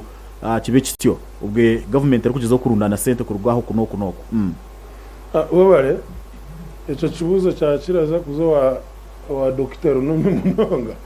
yakigambo ayirwige twine doctor abo kwa kawo intani yarwanirira buri kimwe mwena acime kutugambira konkanyo hati ndaza kuci approaching mu ngere ndisho ico kubanza ndateka ngo buri kintu cona cyaho mu bwinji kiratandika ninko kuwo kugira ngo hati y'ibitoki byezire egisizo n'ibitoki byezire hati n'umuntu aragishitoki cyo mutwara barunumi barega uko rashanga makerere niyo yabera admitting aba medical doctors kushe kandi nabo batarenjire 50 ninjira ine intake igana abiri igana 20 konka today Kabale University wabo teine triple B ni point 15 ote 10 actually wabo teine point 10 tokaza private okwego bushaho Kabale University makerere otine 20 points torazabuche tukaza bushaho actually abine 20 points ubanagira abo kwa ine binde bareka bagendere ko rabe wayire IGP okiya yibiri nibatware wayire mu distinction 1 so 20 points banagira abana bamwe bari kwijja private umukabari University bine 20 points 18-19 ndajabora machira manyisa umwami Jimmy so kiramanyisa ngo buri abo ba intern bakane bane babarira ngo bashorera myakeno umwaka gumwe ngo banka training ko government rabagira ki iri kubashashu so hatiya government kane bayitaga munonga nintekate abo nkirwaro rya makanga ukano shanga ka intern twino mushaho umwe konka ba intern ari bo bijire ari bari gukora so hati ibintu bihindukira ico kirabasa kuba kimwe iki government iri mune irebera mwenu kankirekere runumi arebe we aweyinge ezo sete zarogaho ni twemerire tuta kirateganisa tuteye konganyo political ndaja government yaje ke saving after all no kubegesa niri kubagira ki niri mune bashumesa so konka runuma araza kutwa a technical approach argico kintu kugira tugende naco twine cyo gukora so then ekindi nyowe kindenda kuzo ni ico buhereza nko twagambira ekizibe kitwine chamani mu government ekitureta agakuza mu tukareba tugaruka kintu actually runumi yaje ati nyenda kwendana runumi ari complaining aro bajugwaje ate ibintu bituri mu byetagisha nyinje munonga ani ndiri byetagisha nyinje uri kureba yagamba ace mishoro ibyo nabyo no bituragambaga no banza wareba umushora wo gurikurugaga gwa gurikurugana guruga ugona kugura be gutararwa ugona abantu bije kutungo buhereza bwana ijime n'abanywani banje barya twino mu system ya government abantu barashoroza umushoro gura zo wabo muka gutaraza mu government umuntu aremerera ari nka pari chief ninga gombora chief ajatu mugombora yanje atesete z'abarosa makara zona muzireto wanje nezanje zo tizazo mu government yes bazimuye ezo tukazi tomu ezo tora zikora PRN zo no kushorozo kamuretera andi wo kirebe kirashitari akwani bamanyana bine za platform hati buri muntu araragambira mugenzi wa hararira ngano waza kuromwe yanga ryona kiraba kira kuruskating ariko bari kwibihana so hati wareba oshanga kakabare umawuja kabare shoroza nka billion aziro ko revenue ne shoroza million bisho konka million rushazo zillion zishoroza bwo mu bantu abantu bari muri bagogo mushoro konka ahugura ikatigura kugera ki tiguraze yo gwena so project umuntu najitandika agiriye aho government aza kugira ngo bisarugaga umushoro mbendi ku RDC arya royalties obutari umurareba bwona tibura yamba government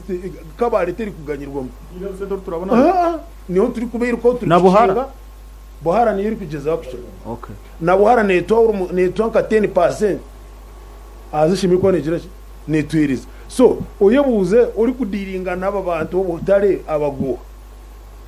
aho kwana bone bakwereka ngwina kubarashashura okuja bakore n'ubusingi so mwene ushange emushoro ati ngo umushoro gona gwahenda umushaho z'abantu hata abantu nibije kwendeka nibashore imishoro imihamba hatu usanga URN Rwanda buri kamwe ne yongeze imishoro buri izoba neta bibiri bya fiwe kugira ngo hitinge target konka target ekaji hitingire yaza ground karanga umushoro gona ogucuruzi gwa mu bantu gwazo mu government so gwazo mu government kimasa n'imishoro nebasa kuchendera ninga nebasa kweyongera oshange nituguza sete nchaheru okusinga ezituri kuguza izo Dr. Numi yachi kugambira na murufani ngo munonga because is very technical hati nitugenda tuguza sete ningo ko kuguza mu banka mbi weshanize waguze sete wazo mu sete utinera miliyoni 10 okushubure bihimba konko waza kuzirya season teka iki uti mwana kazi zirya account season kwera hike ntandike njere konka sente nayo kwezi kwahera kutera kade tayo installment n'amagoba ni buri kimwe cyo okwezi kwa kabiri hata uraza kugira umusizoni y'ibicori esete already zagizire ki zafukire wagira umurosi mwana ati government ko yaguze sete for example akaguze sete zo rukuto rwa rubaye zikija kare hati niho bari muri baza compensating kandi zo compensating ni yes compensation ne sete za government zereshororiza yakazi to mu budget ka akona baza kuja fanda yaza kwa erata umukuru jo musete zera collecting umusoro konkata uturagambira barimo baza compensating portuament nguteka gizechi nguteka tandiki so baza kumara bahabante sete zishobora portuament tandiki yamara kumara umwaka kugaba harugeyo umuntu agiha babiri ngo batu babire ngumwe mubyemerize ugundi mwaka bagaruke mu bindi barugeyo bati yatebe byagizire bati hate myaka nkeshatu efero mu portuament konke sete zikija karenkaye mu government so twaba tutagizire nguri ya reorganizing tugaruke mutwetereze nk'ibitwa tugamba no wazo takwata sete za engineering zo kombeka okazito mu education mu health mu community kandi ine engineering department etine budget batine zo kolesa so nabwo cyo ndatekateka ngo twine ebintu bingi ebiyanga nitwe kabantu ebicemeye kora mutwarwanisa kimwe ki RDC yagamba ari nko rutindo nko rukuto no rwa Kitibya just inka 6 kilometers za mara imyaka 3 zikawaga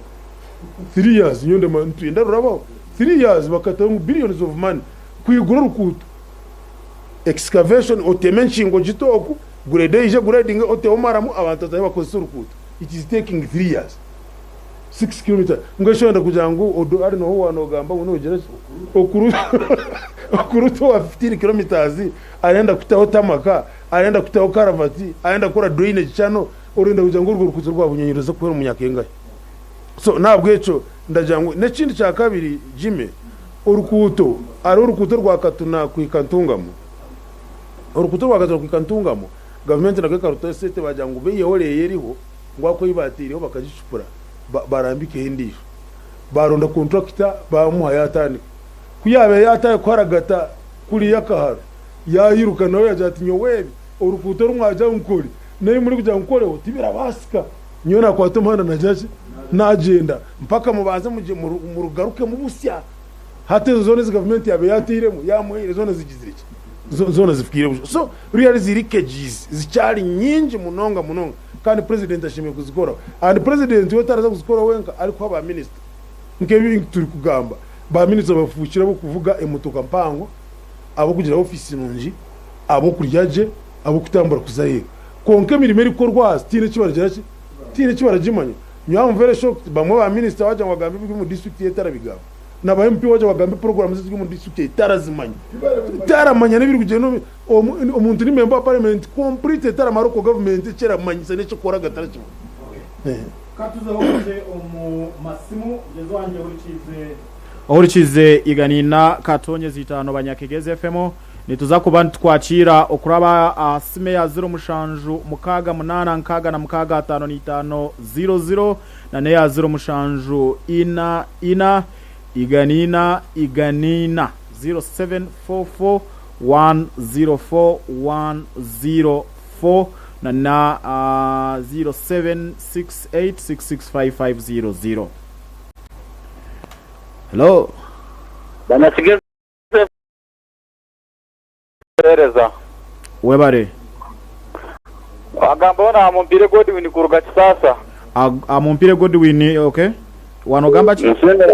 nisemera mwene witogwe ndikuninduga sasa chi sasa okay nakwachira henda juba eri agamba twabihurira konka mazamani getaga corruption umuyanga gatekanda kwamu bwachi yari njire mugambera aje zo kugwanisa corruption y'abantu abendanga muntu okay Nwendanga muntu tinka washereka njirujire tinjenda kugiye kubari babarige ompo bakamangu tibacenda sese n'aba twarendanga muntu batakubashashura mushara gwa government njyazo bampendanga muntu yanje aradise na kukigaruka menshi webare ikindi hendera ariko nyo ndaganire no yagamba aruguto rukuruga sasa rukanyegera rukayeka paraxi anagwenda kwija kurara gwayambuka rukaza gwene Ese cyo mbona baratati gambo to nacho ngo ateko munkora abo kwa abantu batata turi kube munonga amizi gatata nagamanya ishomero niriri kare abazire kurugaya yasindika exam zo mu ishomero ryo wito kwempa kunabenga pona abona abana babinga kandi akagera ngo ndetse yasindika batakashashura cyamane yakurura naza kubigaruka mebyo icyo kintu ninyana gwaje zacingambe ezo exam ziyabera sindikira akana nango bazikorere busha ninga ezo sente zo babeni batusha bazgazi gezo kushashura z'ibyo bizamu kare wabare hello wanji agambona Taibwa Dickson kuruga muri Kamuganguzi yego Taibwa Dickson Kamuganguzi Simiro go mushije byaragamba nawe janabisima umujijo wa turagiraga abashize abashatu mu studio RDC okay cyo hendera ati ayati agambe kintu cyabe mishoro bamba barashoroze mishoro eka mungenu bakajenyira yona example hariho nko bworo ine ka business oyine metugirikana kimwe cyo gushira ukiguzira umutwaro bije ngo barende umutwaro ikigirikana kimwe cyo mutwaro bakwiye umutwaro gw'umushoro okay kandi no barire nicyo kirimo ati yibuze daradara umutare boyine makagirikana kamwe ati yaje atarende umutwaro arari kwenda mazumo kore ayecho chamani yakukigaruka mwe bare hello hello wanji hello wanji no hawaterera nkaye amoni tuhire natera kabare uragamba chamoni nani nyinda kutesa ha program igire cyo wagamba mu seconds nkikumisha za stwara nani nyinda kwikiriza na munonga na Dr. Runumi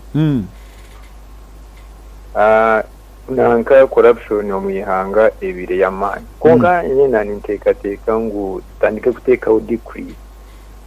koko kureba mu church bakwije bakagira ngo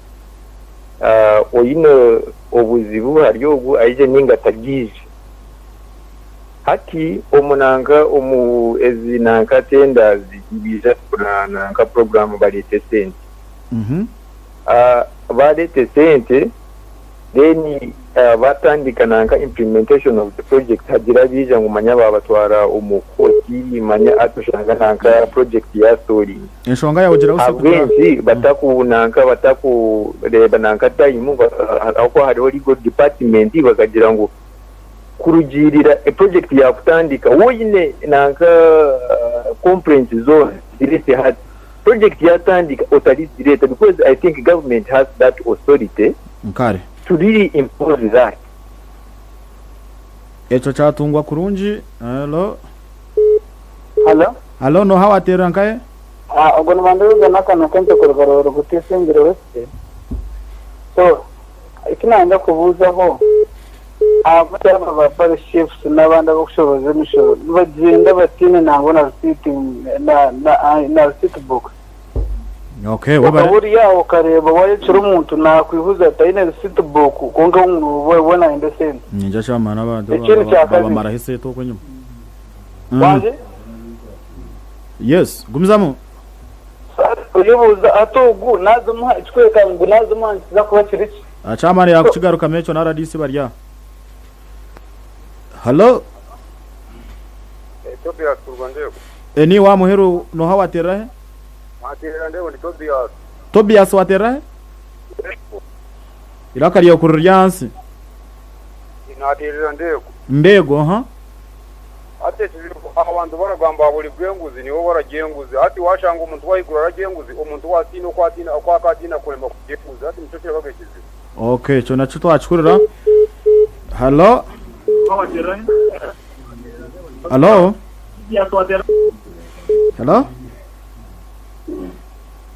Okay, wagenda. Bwenshonga yakire amasimu twaza kuruga yokwe. Tugaruke mu studios cyo kumaza chamana nebyo garukamo radisa ine cyaragambe konka twasigaza edacika mushanu ko turazebegane kugira ngo tuhendere program ejo nabwo cyo ninyisha kutancho wa chamana wa ine bintu byinji akorese hibiri radisa akorese hibiri ezindi 3 Dr. Runumi agirishi yazigambamo turahendera chamana kwacira tugeno mesh wabare naza kozesa mwene cheka ikindi cheka ncheru numa ashobora rebya intane binamusigire of course hariho watera ya rugakisasa yagamba ibintu bishatu ngo rukuto ngo nkamuraganisa ngo rukuto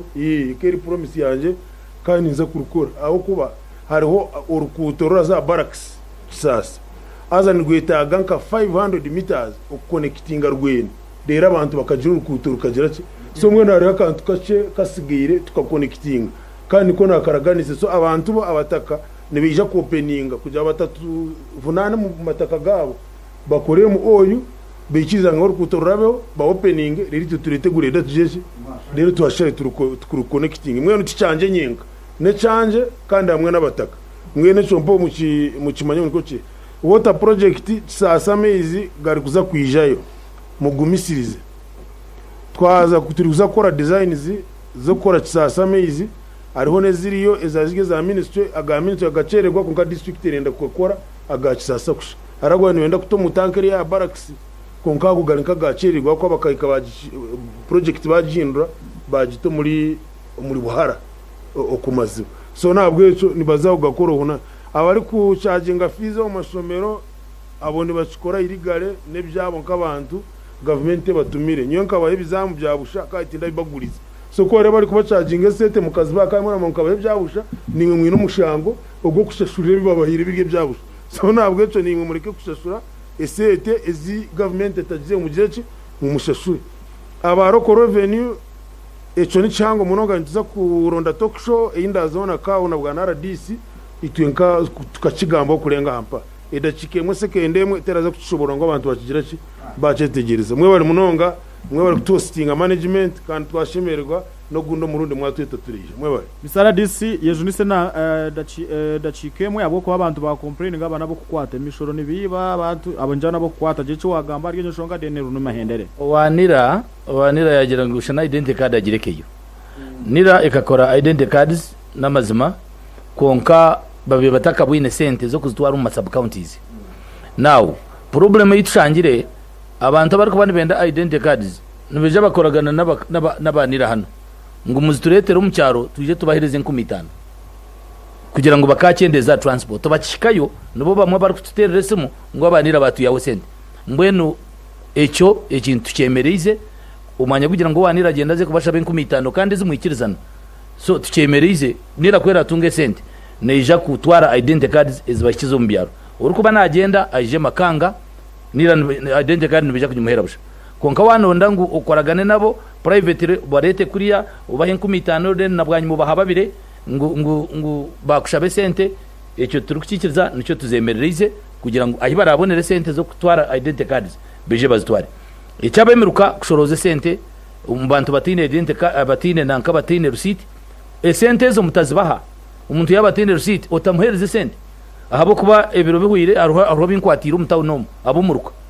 babeta ba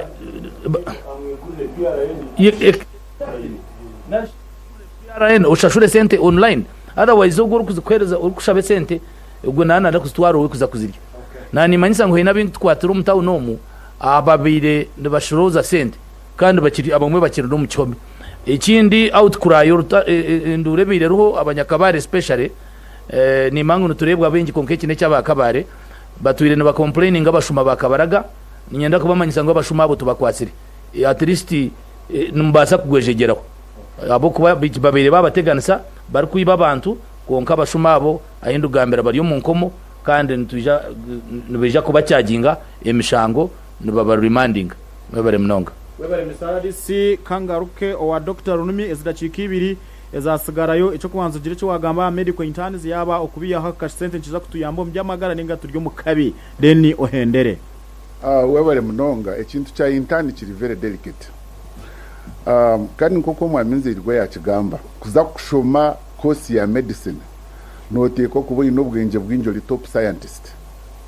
nico likurebera grades zone z'abari kuza gukora medicine neza higuru umunungu cut off point irga higuru so president ya nagamba ngo scientists naba promoting kandi aba rewarding watandika hakujuma intani ukatandika kumubona bonesa ejo ne contradiction so tariho nichwaza na munonga kureba doctor uri kukiza magara nabasa kutakiraki akasente ko kurya nkakoraho internship icyo kubanza manyangu intani ne qualified medical doctor aine degree ya bachelors of medicine na bachelors of surgery finished student okuza kukora internship ni bantu bagira ngo obwenje ubwo ine kureba ngo ukaba doctor hati zo mu nkora uri supervised wa muntu twiro mu field abwo kokora muntu tukugira ngo nikama enati wahendero mu engine nokane ko engineer omusyo washara nko musigo muntu rwo mu theater umukazi wo muntu nyina wabana nukoresha mpango abantu ne babona munonga so na wabashomero inde degree ni cyenda senior abe nakureba okuwashara kuwa kukoresha babari bagire ki abase kugorora mweno ekintu cyaba interns kugira ngo tabashashura ngo ni students ni balaninga ni kishuba kandi icyo nitukijumirira nka medical association they are doctors nabo kugira ki nabo kushashurwa kasente kabo babase gukora n'abakozi konkate kuti bakagizere kiti bakakakasibwe ari hensho bendije turukona ngo tugorore twazacha intana nayo nitaputa mpango amashomera gari ku training abashaho ni mengi hati amashomera gutigari qualified tarimo bashomesa baramara ariho naburi kuyangundi baba doctors batunga degrees za medicine konka bari half baked icyo nitwenda tucegekerere Ministry of Education na Health ni cyangu tinda ndakukiza amahano so kangaruka byanje binanyine twane tugamba kushoroze sente z'emishoro kugira ngo district nayo base kugira sente zayo ekinde kitwino muri kigeze nangwa no mu region yone ya South West ubworo mu maka president atwire na kigambaho wealth creation nitutekwa kukitaho amani kureba ngo abantu bazo mu kibaro habaho commercialization mu region yete ya Kigezi itwe twehireyo okureba ngo twa promoting ibintu kabishatu ninga bina ebyo abantu bari kubasa gukora onomasi kandi bari kuraba mu cooperatives twaba tutine cooperatives ngo buri gomwe nayo fawunka kana kembata kikirgarugamo abantu babe organized babase kushomesa bw'abahebwo bikwato ba producing bara producing bibe aggregated bitunga katale batunge sete zibonire so ndi kuhendera nitutekwa kugira ki kurango haba mu commercialization abamu industrialization arimu nebindi nkebyo mpo kugira ngo ubworo bwaruga nkahe omaka weba munonga mwana wanje iwe wabano tureba tayari West Television kana no turukiza rigani nakatonye zitano abanyageze FM abwe nshonga kugira ngo cinshakira cango nitwija kuhendera hano konkasi twamara the next time we get an opportunity twija ku bantu bagarura tibari hari nabitu bakabare kandi ubwenge babwine nanebyo kutuhabara babyine chamana rya Dr. Maria this is going to be here ikuri wonoguma oyokumira rigani nakatonye zitano abanyageze FM no kugambira ngo ezishongeze twagamba chamana yagambira kuko kubasa kukwatanisa nabo ogumara ubwo bushuma kuzuburya hansi akabasincire bizamu bya bushabara kubasha beseto hunami nabwe eco niwe yino umurimo go gukora umukurwanisa ko government ko president agambire ngo kini kisanja no sleep we all have what to do we all can contribute something to end this corruption nabwe eco tuje kuhenderera aha mugenzi wanje uri kizigani nakatonye zitano abanyageze FM no kutureba tayari West Television inkwendeze runaka kurunji inkwendeze okuba kurunji aba bina mabaga tubendeze je eji program ya okubiri rejago managendo misho burwa mukaga kuyashayina kuyashasha mukaga kandi mwene ko kutwagambira nitujago man tujiraninga tayari West Television obusinje musibe kurunji. This is 104.5 Panyachigez FM. We are your #1 favorite station.